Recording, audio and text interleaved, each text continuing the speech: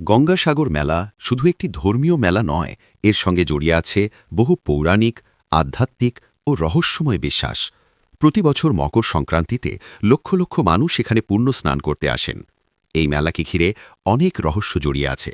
তীর্থ বারবার, গঙ্গাসাগর একবার, এই প্রবাদটির রহস্য হল, হিন্দু বিশ্বাস অনুযায়ী গঙ্গা নদী যেখানে সাগরে মিলিত হয়েছে সেই স্থানেই সমস্ত তীর্থের শক্তি একত্রিত হয়।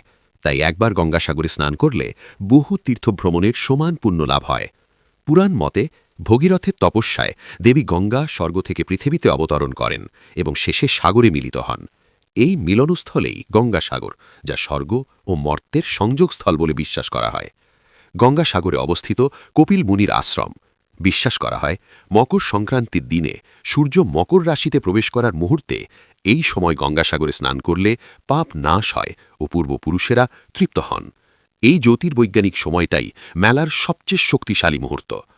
হিন্দু মতে গঙ্গাসাগরে অস্থি বিসর্জনও পিণ্ড দান করলে আত্মা পুনর্জন্মের বন্ধন থেকে মুক্তি পায়।